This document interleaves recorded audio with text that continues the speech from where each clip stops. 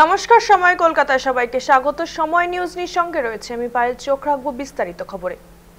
বিহারে চলছে দ্বিতীয় দফার ভোট গ্রহণ। বুথমুখী বিহারের 122 আসনের জনতা। বিহারের মোট 122টি আসনে ভোট গ্রহণ হচ্ছে। তালিকায় রয়েছে পূর্ব এবং পশ্চিম চম্পারণ, সীতামারি, মধুবনী, কিষানগঞ্জের মতো নেপাল সীমান্তবর্তী বিধানসভা কেন্দ্রগুলি।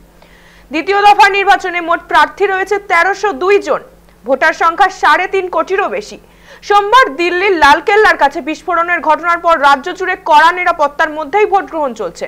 প্রতিটি বুথে মোতায়েন রয়েছে অতিরিক্ত নিরাপত্তা কর্মী। গত 6ই নভেম্বর প্রথম দফার ভোটে 64.66% ভোটদান হয়, যা 2020 সালে নির্বাচনের তুলনায় উল্লেখযোগ্যভাবে বেশি।